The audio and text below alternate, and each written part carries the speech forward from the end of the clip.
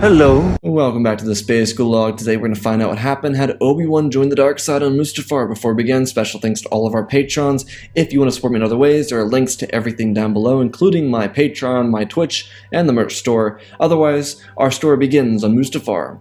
Padme had just been choked by Anakin and she was laying dormant on the ground. Obi-Wan walked down the ramp of the ship as Skywalker began pacing back and forth, telling his master that he wouldn't take Padme from him. Honestly, to Obi-Wan, this was just bizarre. Skywalker should have known better by this point. Obi-Wan started responding to Anakin with truth about the Jedi way and how he'd become everything he swore to destroy. Anakin went to a tirade about this and that regarding his new empire and why it was safe, secure, and full of peace and justice. Obi-Wan wasn't really buying into Anakin's tactics, though part of Obi-Wan's mind began deteriorating. All the loss and suffering began to start to bubble up inside of his mind. Memories of the past to the present. Because after everything, what was worth fighting for? Yoda had engaged Sidious, but what good would come from that? Could Yoda even truly beat Sidious, or would it just be a draw, or even simply a defeat of the Jedi Master? Anakin finished his monologue, suggesting to Obi-Wan not to make him kill him. Obi-Wan stood up. Padme was alright, for the moment. In his mind, that's all that really mattered, considering they were friends. Obi-Wan told Anakin there was no reason to have to kill him. Skywalker turned around as Obi-Wan stood there silently. An explosion sounded off in the distance as Obi-Wan looked at his student, telling him he came here to talk. Anakin questioned everything for a second. He looked down at Padme and then back to Obi-Wan. Anakin's fractured state of mind continued on. Obi-Wan wanted to talk about everything. Kenobi told Anakin that it was time for it all to end, the Jedi and the Sith. Obi-Wan continued by telling Anakin that he heard that he was talking about killing the Chancellor. To Obi-Wan, it would kill two birds with one stone. Yoda wasn't going to beat Sidious, so someone might as well. Obi-Wan continued telling his former student that they could unite together. Anakin was a little taken aback, but in his mindset, it actually worked out in his mind. Anakin knew he'd be much better off once Padme gave birth. Anakin told Obi-Wan that their new empire would have peace, security, and justice for all, and it would also be free from corruption. Obi-Wan agreed, as he told Anakin that she could get Padme onto the ship and get her back to a medical facility. Anakin didn't hesitate, as he moved to pick up Padme and carried her on board of the ship they arrived in. Obi-Wan told Anakin that he would pilot the ship back to Coruscant, and then they could handle everything from there. Obi-Wan sat down in the cockpit of his ship and lifted off, and by the time the ship entered hyperspace, his mind went into darkness. Kenobi's thoughts dwelled on the past, all the pain and suffering he'd been through, and it was all for nothing. Everything he suffered through, because it didn't mean anything. Everything he did to be the epitome of the perfect Jedi, all for nothing. The death of Qui-Gon to the death of the entire Jedi Order. There was something missing from Obi-Wan's memory, and he couldn't trigger the thought of that memory, and so he kept going through a continuous cycle of pain. Everything he went through for Anakin to be the best he could for a student, and now joining the darkness. Obi-Wan felt the sweet relief as he fell into the darkness. It was a deep abyss. To resist the darkness took strength. To envelop in it was rejoice for Kenobi. He no longer had to be the martyr for something out of his control. He could simply take advantage of anything that came his way, or simply see an advantageous solution from whatever came his way.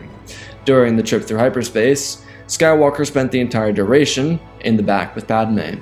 Not once did he come to the front of the ship. It made Obi-Wan's mind go even more wild. He sat in silence for hours as the ship crusaded from the outer rim to the deep core. Not just the deep core, but the center of the universe in Coruscant. Sometimes one can go absolutely mental when they're left in their own thoughts, and Kenobi was a victim of it for the first time since Qui-Gon's death. Of course, Obi-Wan was clever though. If he was going to embrace the dark side, then he would embrace the dark side. Everything he did from here on out had a motive and a plan behind it.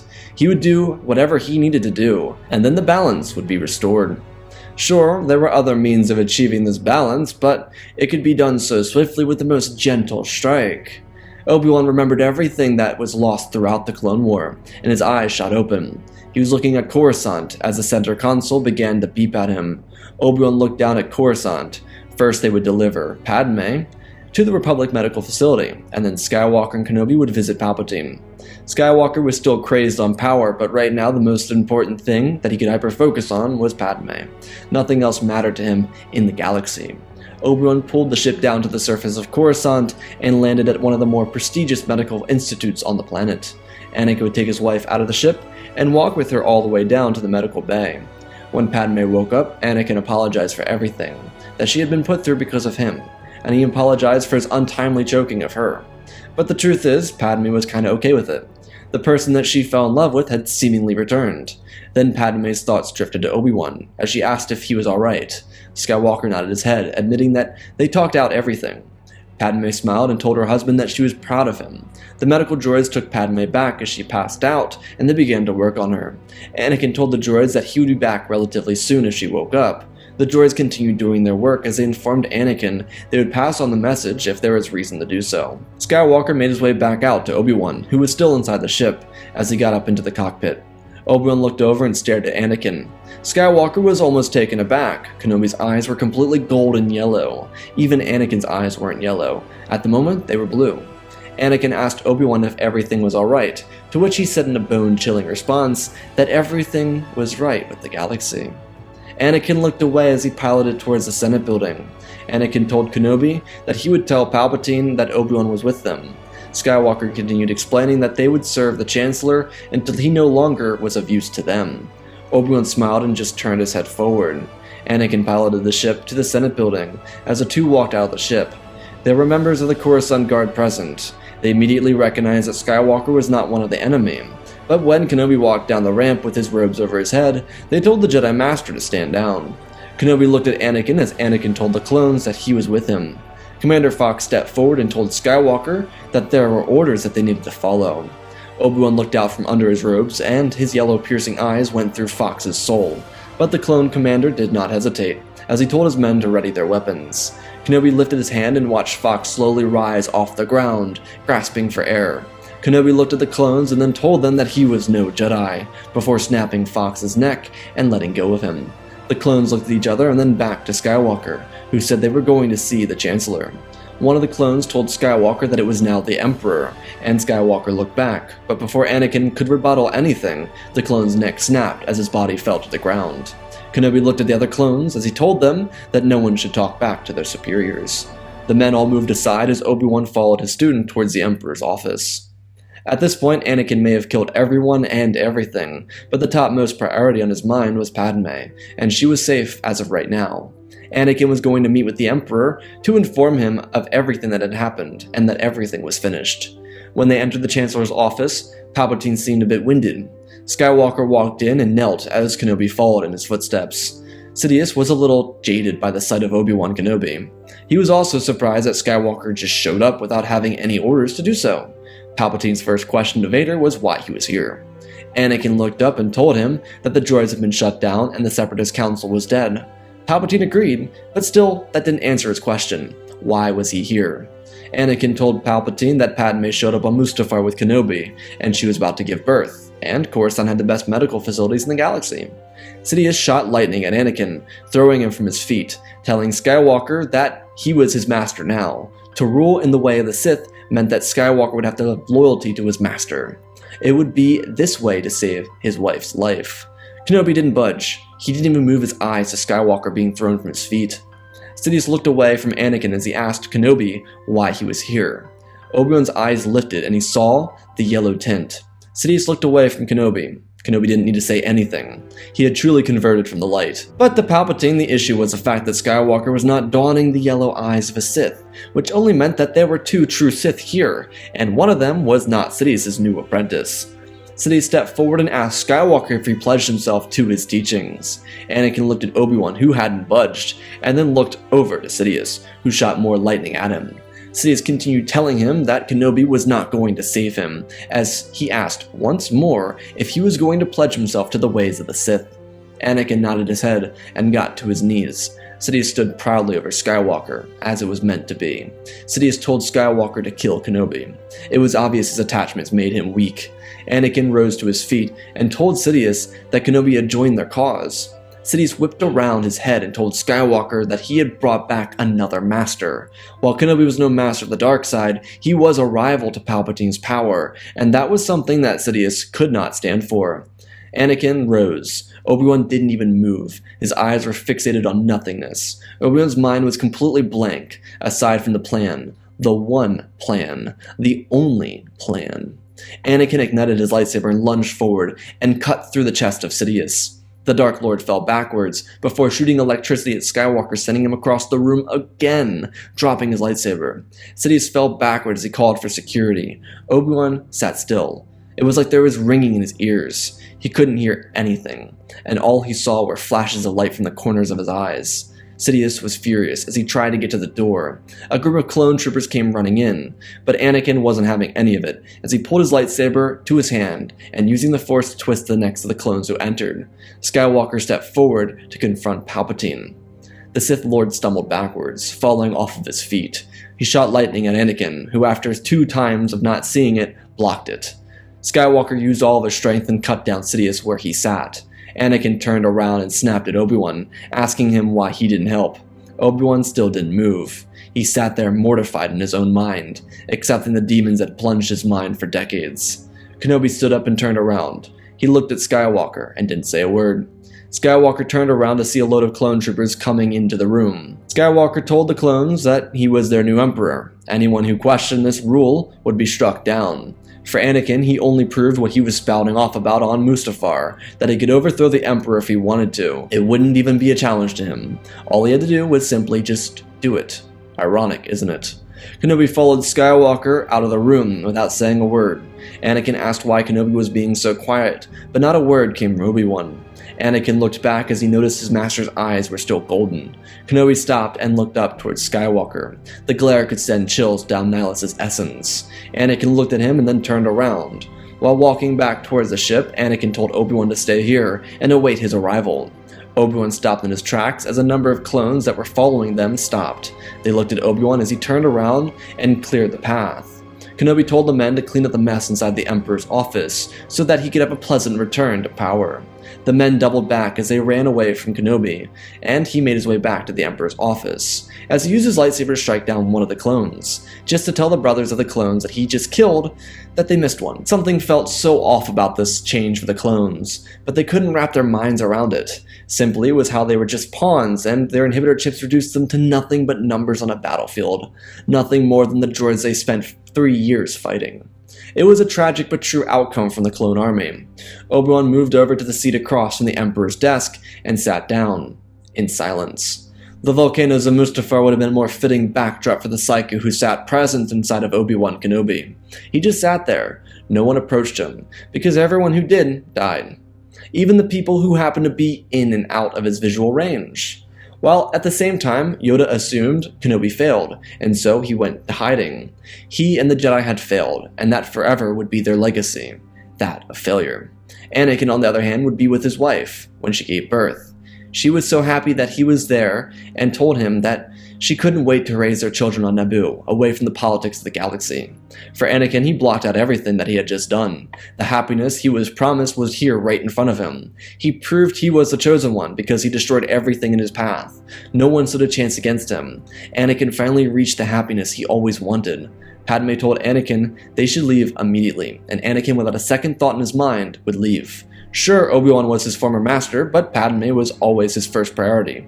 On Mustafar, he almost fought Obi-Wan because he loved Padme that much. There was no reason for him to stay on Coruscant. As Obi-Wan sat in the Emperor's office, he felt Anakin's essence leave Coruscant and depart for the far reaches of space. Kenobi knew where his student was going.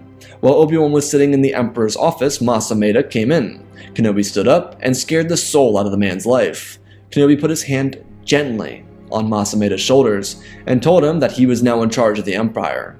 Mas looked at Obi-Wan with confusion as he watched who he assumed was a Jedi Master walk out of the room after giving him the role of Emperor. On Naboo, Anakin, Padme, and their 2 lovely children would take the children to the far side of the planet. It was a beautiful countryside. There was a nice community nearby, and of course, not far from there was the capital of Theed. Anakin and Padme joyfully brought their children to Padme's family and introduced them to the family. Padme's parents were so happy for the 2 of them, especially because both of the parents loved Anakin. He was such a joy to the 2 of them, and they loved him like he was one of their own. Of course, being that the 2 were married now, Anakin was now one of them. Though, when they got there, Padme told her parents that they needed to go back to Theed so they could renounce her role as senator and hand over all the keys that belonged to her residence on Coruscant, Naboo, and her incredible starship. starships. Of course, Padme would still have access to them because she was a former queen. She just wouldn't have full-time access to them because, in other words, she could use the vessels for vacation if she wanted, or she could go to the luxury apartments of Naboo or Coruscant for vacation, but they were used for official business, and if there was someone using them, then she couldn't use them. That was perfectly fine with Padme, because she had her whole family here on Naboo. Everything seemed to be right with the galaxy.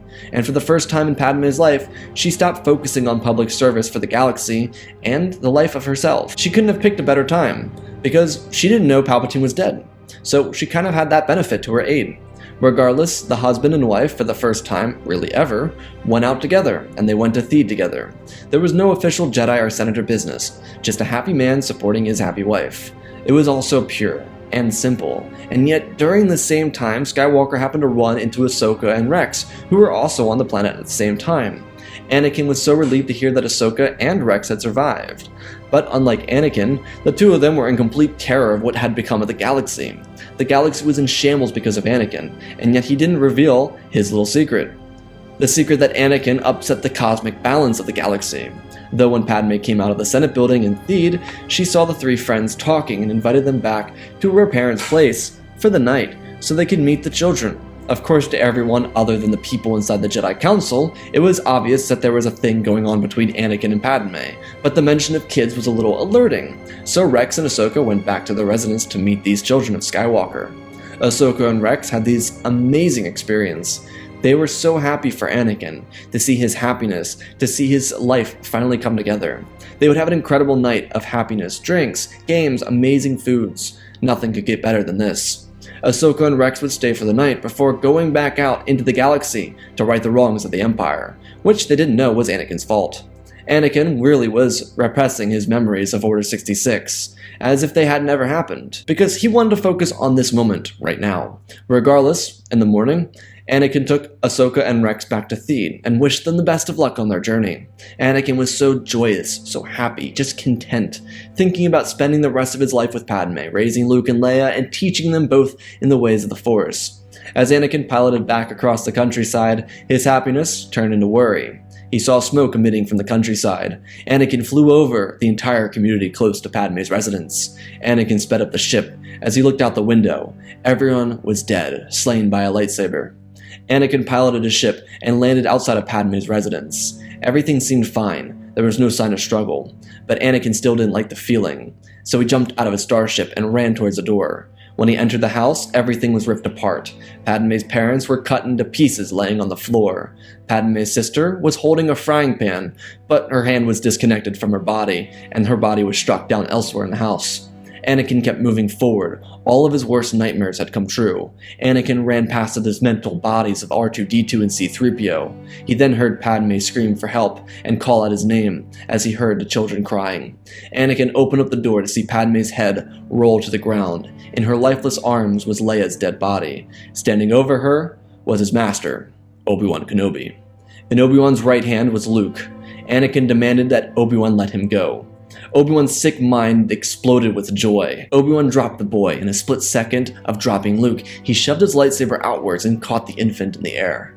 Anakin's eyes shot open as he screamed out in anger. Kenobi sheathed his lightsaber and moved around Skywalker as he swung towards him. Anakin turned around swinging as hard as he could, demanding to know why Obi-Wan would do such a thing. Kenobi ignited his lightsaber again, deflecting every strike that was thrown at him, as he pushed Anakin's impatient strikes off balance. Skywalker tumbled into some drywall, throwing himself through the wall. Obi-Wan spoke up for the first time since arriving at the Senate building. He told Anakin that it was just. Anakin got up asking what he meant. Obi-Wan continued. He told Anakin that he ruined his life. He was forced to train him, and so he did. He didn't falter because he was a Jedi. He sacrificed everything to bring Anakin happiness, including consulting with Yoda to give him Ahsoka. Obi-Wan told Anakin that when he lost Qui-Gon, he didn't destroy the entire galaxy and make it suffer because he was in pain. The sound of 2 sets of boots came running in as Obi-Wan threw his lightsaber without looking at the high velocity that he had. Rex and Ahsoka saw the smoke from Theed, and they followed Skywalker here. Rex was unlucky to be the first one through the door. He survived the Clone Wars Order 66 and a crashed ship just to be smacked in the chest with a lightsaber of Obi Wan Kenobi. Kenobi turned back around to Anakin and continued saying that at the mildest inconvenience, Anakin decided to rip everything away. He destroyed the Republic, he killed every Jedi, even the younglings, and he even couldn't hold himself accountable for it. He just ran away, gallivanting like the galaxy didn't just have consequences in it. Anakin stood up, yelling at Obi-Wan that it wasn't a mild inconvenience. Kenobi looked back at Anakin and told Anakin he didn't slaughter younglings when he lost the love of his life. And now, this was Anakin's final lesson, as Obi-Wan used the Force to whip the lightsaber from Rex's body back into his hands. Obi-Wan told Skywalker that he wouldn't ever have the satisfaction of revenge for what he took from him. Anakin screamed out as Obi-Wan twisted his lightsaber around and pushed it into his chest. Anakin let out a terrible scream, and then Kenobi's body hit the ground. A flood of memories poured into Anakin's mind as that body hit the ground. Ahsoka was in complete shock. She checked on Rex, but he was long dead. Ahsoka turned as Anakin fell to the ground onto his knees. Ahsoka asked Anakin what he did, to which Anakin told her the truth. He did everything Obi-Wan accused him of doing. Ahsoka was so shocked and disappointed. She looked at Anakin and thought of the man he was last night, to the man before Coruscant. Anakin was a monster. How could he just kill the younglings? Ahsoka was already on edge. Order 66 was bad enough, but learning that her master had been behind it? Sure, Ahsoka didn't agree with the Jedi, but clearly Anakin had gone too far. Just look at what he did to Obi-Wan. Ahsoka looked at Anakin and told him that he had habits of going as far as he could as a teacher, going too far to the darkness. Anakin scared Ahsoka, but not enough for her to leave, and now she surely understood. She now understood that Anakin was simply out of his mind. Everything he was a lie. He toiled on the edge of losing his mind, and he never held himself accountable. All that victory and rejoice the night before was a figment of his imagination. It was something he wished he could have, but never deserved, because of what he did.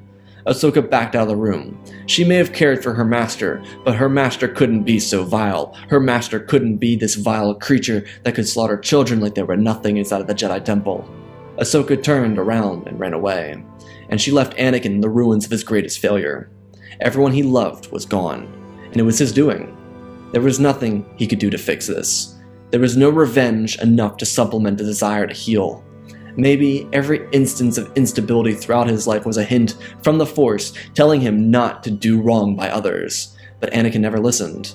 In a way, he did bring balance to the Force, but in a way, he destroyed the galaxy as well. Anakin would sit in the rubble for days, dwelling on what he had done to the galaxy, what he had done to his family and the ones he loved. Anakin was able to come to conclusion that the plan Obi-Wan had, the balance that had been mentioned, was simply about showing Anakin what he had done to hundreds of survivors. Showing him that you cannot simply hurt others to make yourself feel better, because it'll always come back around.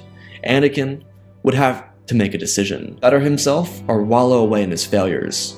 It would take months, but eventually Anakin would make an effort to work on himself, to be better on himself, to be who he needed to be, to establish balance. Of course, Anakin would never find the happiness he longed for, but he would understand what his actions caused.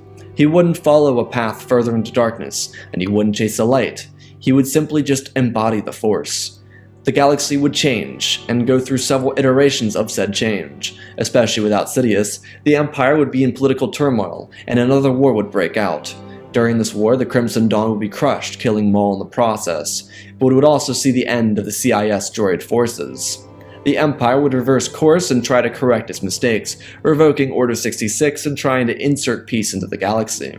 Ahsoka would become a nomad, inserting herself where she could to promote people to become better. Yoda would stay in exile forever as a new Jedi Order would rise from the ashes. Skywalker would stay on Naboo so that he could always remind himself of his greatest failure, and continue to remind himself to try and be better than he was yesterday, every day. And that, ladies and gentlemen, is our story. Again, special thanks to Benjamin Wells, Jonathan, Pimp Daddy Bane, Darth Cheesy, Apollo, Mad Mania Studios, Anakin003, Lemon Knight, Flynn Van Cease, and Lord Deadwing for supporting the channel. Hit 2,000 likes on this video. I don't know what's coming next, but it is. If you want to see a what if, let me know below. I read all the comments, but I don't do crossovers. Check out the Twitch, community Discord, Patreon, and podcast if you want to support me in other ways. And so let's talk about our story. That was dark, wasn't it? Yeah. Well, yeah, you didn't see that coming. That's the point. You didn't see it coming. No, but all seriousness, I wanted to tell a story here, and it's really hard. So, like, Kenobi is just this character that's not going to just go to the dark side. If he's going to go to the dark side, he's going to go completely off the rails, and it's got to be that. It's like, I don't see Obi-Wan just joining the dark side. Like, if Obi-Wan joins the dark side, he's going to go completely mental. I mean, the dude is the embodiment of the purification of, like, what it means to be a Jedi. And so, in the story, I really wanted to capture how Obi-Wan would really turn to the dark side. And the only way he could turn to the dark side is by forgetting Satine. And I think that's really, like, the only thing that he could do. Because, like when he lost Satine, he knew that turning to the dark side would be, like, against her. Like, that would go against everything she wanted him to be or everything she loved him for being. And so for Obi-Wan to really go into this darkness, I feel like he would have to forget Satine. And so I hinted at that throughout the story, that like in the literature of the story, it's like I specifically used, like, Obi-Wan forgetting this memory. That was a memory that I was referencing. And so at the end of the story, the only reason Obi-Wan decides to take his own life, and the only way I can say it, is because he remembers Satine, and that's mentioned very specifically. And I try and make it, like, pretty layered in there, so that, like, you really, like, have to be kind of paying attention to see it. But the entire reason that Obi-Wan does what he does is because he forgot about Satine. He, like, put that out of his memory for, like, 5 minutes.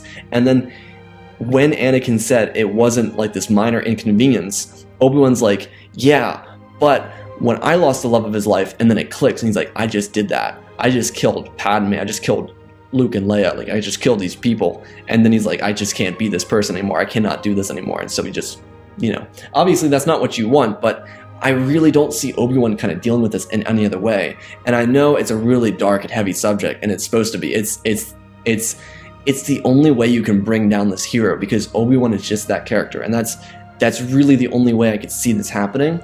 Now, I know I could do, like, a more Star Wars-y tale where he joins the dark side, and they have this whole powwow with Sidious, and they do the whole evil thing, and that's fun and all, but in a story sense, I want to tell a story that makes sense. Like, a story that kind of takes the character that is Obi-Wan Kenobi and make it make sense, make Obi-Wan this dark side person, this person that you would, like, have nightmares about. Like, this is like the Undertaker. He's coming for your soul, And so that's what I wanted to accomplish, and I think I really accomplished it, because I was sitting there. I'm going to be honest with you guys. I wrote 2 stories today, and then I wrote this one. So I wrote 3 stories in the span of about 12 hours. By the way, the next miniseries, already finished. I'm just going to edit it. Be ready for that in March. I'm going to have a poster for that made soon. But no, in terms of this story, like, I kind of came to this and I was like, what do I do here? And so Anakin took the last little bit of anything Obi-Wan had, and then he used Anakin to get to the afterlife, because he knew there was no actually beating Anakin. Killing Anakin wouldn't do anything. Making Anakin live with what he had done to Obi-Wan would suffice, And so this is, like, a really, really, really dark way of, like, interpreting how Obi-Wan dealt with training Anakin. Like, Obi-Wan had to, like, forfeit everything he knew to train Anakin. He had to just become Anakin's teacher because Anakin, was there. And so it's a really dark take on how Obi-Wan perceived Anakin. Obviously, it's, like, not true because it's a what if, but I wanted to take some, like, inspiration from things that, Obi-Wan may have struggled with as a Padawan coming into a master, like, going directly from Padawan to master, like, that struggle that Obi-Wan would have had, and then just seeing how ungrateful Anakin is for him to just destroy everything. Because, like, Obi-Wan lost everything. Like, he had Qui-Gon, he lost Qui-Gon. He had Satine, he lost Satine. And then he had the Jedi Order, and that was his, like, that was his home. That was his home his entire life. And Anakin took that away from him. And so, like, the only way that Obi-Wan goes down this dark path is literally completely losing his mind. And that's what happens here. He no longer becomes this person that because the only way Obi-Wan's joining this dark side, the only way Obi-Wan's going through with this is by completely losing his mind, and in retrospect, taking everything away from the person who took everything away from him. And it's kind of cynical, it's kind of dark, but it kind of worked in a really sick way. It's a really dark story, I know it is. So I'm going to go talk to my therapist now, and I hope you all enjoyed. So I love you all, spread the love, and always remember, my friends, may the Force be with you.